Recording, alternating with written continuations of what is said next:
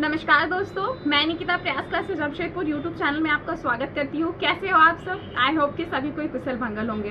तो आज का इस वीडियो में लेके आई हूँ जेएसएस सीजीएल की जो एग्जामिनेशन होने वाली है, जिसके फॉर्म आने वाले हैं। आखिर वो कब तक फॉर्म आ रहे हैं, इसकी जो एग्ज़ाम है वो कब तक एग्ज़ाम होगी, सिलेबस में क्या क्या चेंजेस हुए हैं, साथ ही अदर स्टेट इसको कैसे अप्लाई कर सकते हैं, क्योंकि ये वैकेंसी काफ़ी अच्छी वैकेंसी है। अपने स्टेट में रह के इसको तैयारी करनी है, अपने स्टेट में ही ज्वाइनिंग मिलेगी, तो बहुत अच्छी वैकेंसी है। तो आज के इस वीडियो में पूरी बात करेंगे। साथ ही आपका जो सिलेबस चेंज हुआ है तो आपको क्या लेके पढ़ना है, कैसे रणनीति बनानी है, इन सभी चीज़ पे बात करेंगे।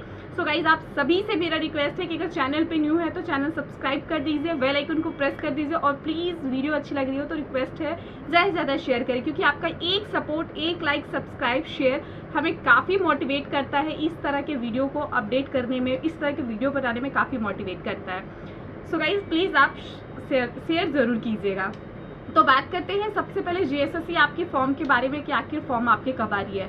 तो बात करूंगी जो अप्रैल मंथ में जेएसएससी के जो चेयरमैन हैं, जिन्होंने एक नोटिस दी थी, और नोटिस में उन्होंने ये मेंशन किया था कि मई में आपकी फॉर्म आ जाएगी। ठीक है, मई में फॉर्म आने के साथ में उन्होंने एग्ज़ाम डेट यानी एक्सपेक्टेड एग्ज़ाम भी बता दिया था कि कितने मंथ के बाद में एग्ज़ाम होंगे। बट हुआ क्या कि अभी तक कोई भी नोटिस नहीं आई उसके थ्रू। तो सबसे पहले तो उन जेएसएससी के जो चेयरमैन है उनसे यही कहना है कि आप ऐसे तिथि, ऐसे डेट ही क्यों निकालते हैं जिसमें आप पूरा ना कर सके, क्योंकि ये क्या है ना कि आपका कुछ नहीं होने वाला, बट स्टूडेंट पे जो एक फ्लो में होते हैं, जो जिनकी एक स्पीड होती है तैयारी की, वो समझ सकते हैं कि उन पे कैसा बीत रहा है, क्या उन पे ये हो रहा है। ठीक है, तो यही गवर्नमेंट से यही है कि आप प्लीज़ जो भी डेट निकालिए, एक ऐसा डेट डालिए जिसमें आप पूरा कर सके, अदरवाइज ऐसे बताने का कोई फ़ायदा नहीं है। ठीक है, तो आपको मैं बता दूं कि इसकी जो एग्जामिनेशंस होगी वो फॉर्म कब तक निकलेंगे और एग्जामिनेशंस कब तक होंगे। देखिए, मई तो आपका एंड हो चुका है, मई हो गए ख़त्म, अब आ गया है जून। तो आपका इस वीक में फॉर्म आ जाएगा, कंफर्म है कि इस वीक में आपकी फॉर्म आ जाएंगे। जून से जो जुलाई है ये आपका फॉर्म अप्लाई होगा, और उसके 4 महीने बाद यानी कि आप अक्टूबर नवंबर ले सकते हैं कि अक्टूबर नवंबर में आपकी एग्जामिनेशंस होगी। तो आपके पास ज़्यादा टाइम नहीं है, 4 से 5 महीने का समय मिलेगा, और इस समय में आपको अच्छी सी तैयारी करनी है। ठीक है, ताकि आप इस एग्ज़ाम में क्रैक हो सके। ठीक है, अभी बात करूंगी कि कुछ स्टूडेंट का कमेंट्स आ रहा था कि क्या हम अदर स्टेट है तो हम क्या इसके अप्लाई कर सकते हैं, क्योंकि यहाँ पे जो नियोजन नीति लागू की गई थी 10-12 के लिए, तो आपको यही बताना चाहूँगी कि वो नियोजन नीति तो ऑलमोस्ट कितने टाइम पुराना हो चुका है, ऑलरेडी कैंसिल हो चुका है। फिर भी अगर आपको अपडेट नहीं है तो आप लोगों को बता दें कि अगर आप अदर राज्य से बिलोंग करते हैं और आप इस फॉर्म को अप्लाई करना चाहते हैं तो आप कर सकते हैं, लेकिन आपको जो फाइट करना होगा वो जनरल में फाइट करनी होगी। ठीक है, आप जनरल में रह के इसको फाइट कर सकते हो, इस फॉर्म को अप्लाई कर सकते हैं। अब मैं बात करती हूँ कि इसके सिलेबस को लेकर कि सिलेबस में क्या चेंजेस हुए हैं। देखिए, सिलेबस में सबसे अच्छा चेंजेस ये है, अगर आपने 2015 में भी एग्जामिनेशंस दिए होंगे या फिर 2015 के भी अगर आप सिलेबस निकाल के देखोगे तो उसमें ऑलमोस्ट ऑलरेडी हिंदी था। अभी क्या है कि झारखंड उत्पाद सिपाही का वैकेंसी आया तो उसमें आपने देखा कि 3 सब्जेक्ट ऑलरेडी आपका ऐड ऑन हो चुका है, यानी कि कौन कौन से सब्जेक्ट है, हिंदी, संस्कृत और इंग्लिश। तो अभी जितनी भी झारखंड की वैकेंसी आएगी तो ये 3 सब्जेक्ट उसमें ऑलरेडी रहने वाले हैं। तो हिंदी है, इंग्लिश है और संस्कृत है जो ऑलरेडी आपका ऐड होने वाले। अब आपका चेंजेस क्या है, तो चेंजेस में ये हुआ है कि जो नागपुरी भाषा थी, अभी क्या है कि थोड़ा आपको ज़्यादा पढ़ना पड़ेगा, मेहनत थोड़ी ज़्यादा करना पड़ेगा। तो नागपुरी में आपको क्या है कि केवल 5 बुक पढ़ने होते थे, अभी उसमें ज़्यादा आपको पढ़नी है। नागपुरी के अलावा आपका खोटा में चेंज हुआ है, खोटा जो भाषा है उसमें भी आपका, देखिए ये जो है ये एक रीजनल लैंग्वेज है। अगर आपको नहीं आइडिया है तो आपको फिर भी बता दूं कि इसका जो सिलेबस रहने वाला है, पहला जो सिलेबस होता है वो आपका हिंदी इंग्लिश होता है। अभी आप लोगों में कुछ स्टूडेंट का ये भी कमेंट आ रहा था कि क्या मैम सिर्फ एक ही सब्जेक्ट में पास आउट करनी है, हिंदी में या फिर इंग्लिश में या फिर दोनों में। तो ये मैं आपको क्लियर कर दूं कि दोनों को मिला के 30% आपका क्वालिफाइंग रहेगा। आपको मिनिमम 30% लाना है दोनों सब्जेक्ट मिला के, यानी कि हिंदी इंग्लिश मिला के। ठीक है, और हाँ, आप लोगों के लिए एक स्पेशल वीडियो भी पोस्ट करूंगी जिसमें आपको कैसे टॉपिक वाइज कैसे आपको कवरअप करना है, कैसे एक रणनीति लानी है, वो भी इस वीडियो को भी मैं बहुत जल्द आप लोगों के पास पोस्ट करने वाली हूँ, ताकि आप लोग अच्छे से प्रिपेयर रहें। तो सेकेंड पेपर की बात करूँगी जो रीजनल लैंग्वेज है, यानी यहाँ पे एक क्षेत्रीय भाषा जो अलाउड की गई है कि क्षेत्रीय भाषा आपको पढ़ना है। तो क्षेत्रीय भाषा में आपके पास अभी तो पहले क्या था कि 12 लैंग्वेज थे, जो कि अभी 3 भाषा और ऐड हो चुका है। हिंदी पहले भी ऑलरेडी ऐड थी, तो आप ऐसा समझ सकते हो कि आपको 15 सब्जेक्ट 15 भाषा जो मिल रहा है रीजनल लैंग्वेज में, जिसमें आपका हिंदी, इंग्लिश, संस्कृत, उर्दू, बांग्ला, खोटा, नागपुरी, बहुत सारी भाषा है जिसमें आप एक भाषा ले सकते हैं, ठीक है। और ये क्या होने वाला है कि 100 क्वेश्चन इसमें रहेगा। ऐसे तो 1 नंबर तो नहीं, 2 नंबर, यानी कि 100 क्वेश्चन रहेंगे और 300 मार्क्स रहेगा, यानी एक क्वेश्चन के लिए 2 नंबर आपको मिलने वाले हैं। एक क्वेश्चन के लिए 3 नंबर मिलने वाले हैं, ठीक है। 2 या 3 नंबर ऐसा रहने वाला है। अभी ऑफिशियल नोटिस नहीं हो पाई है जारी, अभी आपको जैसी जारी होगा तो उसका भी मैं अपडेट दे दूँगी। तो है क्या कि अब मैं आप लोग से बात करूंगी कि आपको आखिर पढ़ना क्या क्या। अगर आप नागपुरी भाषा की सिलेबस देखना चाहते हो तो मैं साइड में यहाँ पे आपको स्क्रीन पे शो कर देती हूँ कि अभी क्या क्या है, कि ये सारी बुक्स में चेंजेस आ चुके हैं। आपको ये सारे बुक्स अभी ऑलमोस्ट पढ़ना है, जिसमें खोटा में भी चेंजेस हुआ है। अब मैं बात करूंगी कि आपको कौन से भाषा को चयन करना है, क्योंकि कई बार होता क्या है कि हम ऐसे भाषा ले लेते हैं और फिर हम उसमें फंस जाते हैं। क्योंकि जो सेकंड है वो बहुत इंपॉर्टेंट है, रीजनल लैंग्वेज, क्योंकि इसकी जो मार्क्स होगी वो आपके मेरिट में भी एड ऑन होगा, ठीक है।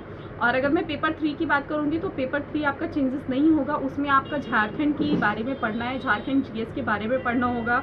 थोड़े एप्टीट्यूड से क्वेश्चन होंगे, रीजनिंग से क्वेश्चन होंगे, साइंस से क्वेश्चन होंगे और जीएस से क्वेश्चन होंगे। तो ये आपका रहेगा ही। और आपका जो 2015 की बात करूंगी ना, उसमें जो एग्जाम होता क्या होता था कि पहले प्री होता था, फिर मेंस होता था। प्रीलिम्स एग्जाम क्वालिफाई करिए, फिर मेंस दीजिए। लेकिन अभी क्या है कि पूरा चेंज कर दिया गया है, यानी कि अभी सिर्फ और सिर्फ आपको एक ही एग्जाम देना है, मुख्य परीक्षा। और ये जो पेपर होगा ना, ये आपका एक ही दिन एग्जामिनेशन होंगे, ठीक है। तो सब्जेक्ट की बात पे आ जाओ, बार बार मैं स्लिप कर दे रही हूँ। देखिए हिंदी में क्या है ना कि हिंदी ऐसा भाषा है, अगर आप 2015 में भी देखेंगे तो सिलेबस जो आया था और अभी की जो सिलेबस आएगा उसमें कोई चेंजेस नहीं होने वाले, आपका वही रहेगा। सिलेबस में जैसे आपको भाषा पे देखना होगा, नाटक रहेगा, 5 सेगमेंट में आपको दिया जाएगा। 5 सेगमेंट में आपका भाषा रहेगा, नाटक के रहेगा, कविताएं रहेगा, उपन्यास रहेगा, ये सारा आपको कवरअप करना ही है, ठीक है। तो आप मेरे हिसाब से मैं आपको सजेशंस यही दूंगी कि सबसे पहले आप एक बार सिलेबस को पूरी तरह से पढ़ लो। क्योंकि देखिए सिलेबस पढ़ने से क्या होगा कि आपको एक आइडिया हो जाएगा कि आपको किस भाषा का चयन करना है। हमको हिंदी लेना है, नागपुरी लेना है, खोटा लेना है। तो आप जब सब्जेक्ट को पढ़ोगे ना, तो आपको डिटेल से एक रीड करोगे ना, तो आपको एक क्लियरफाई हो जाएगी कि आपको किस भाषा को लेके एग्जामिनेशन में आगे बढ़नी है। क्योंकि आपके पास अब उतना टाइम नहीं है, तो आपको पहले सिलेबस आप पूरी तरह से पढ़ लो कि आपको कौन कौन से पढ़ना है। क्योंकि हिंदी में जो रहेगा वो 5 असाइनमेंट ऑलरेडी आपका दिया रहेगा। 5 असाइनमेंट्स की अगर मैं बात करूँगी तो भाषा रहेगा, साहित्य से क्वेश्चन आएंगे, उपन्यास से रहेगा, कहानियाँ हैं, नाटक है। तो तैयारी करने से पहले आपको सिलेबस का पूरा नॉलेज होना चाहिए, क्योंकि अगर आपके पास सिलेबस का आइडिया हो गया तो आपको एग्जाम में रिजल्ट लेने से कोई नहीं रोक सकता है, ठीक है। तो ये मेनली क्या है कि मेरा ये वीडियो बनाने का मेन मोटो यही था कि आप लोगों बहुत सारे कमेंट्स आ रहे थे कि मैम ये सारी कुछ आइडिया है। देखिए आइडिया तो सब कुछ है, आपने सही कहा, लेकिन कुछ ऐसे भी स्टूडेंट हैं जिनको आइडिया नहीं हो पाती है। तो ये वीडियो मेरा मेनली बनाने का यही मकसद होता है कि आप सभी को अपडेट रहे। आप अभी से ये जो 3 सब्जेक्ट है ना, अभी से अच्छे से पकड़ कर लो। पहला है आपका लैंग्वेज। अगर आपको हिंदी अच्छा है तो आप फिर इंग्लिश पे देखो, अगर इंग्लिश अच्छा है तो हिंदी पे देखो। क्योंकि कहीं ना कहीं हर स्टूडेंट का, किसी का हिंदी अच्छा होता है, किसी का इंग्लिश अच्छा होता है। क्योंकि इस सब में क्या आपको व्याकरण से क्वेश्चंस रहेगा, ठीक है। तो आपको अगर हो सकता है कुछ स्टूडेंट का दोनों अच्छा ना हो, तो इन दोनों पेपर को आपको देखनी होगी।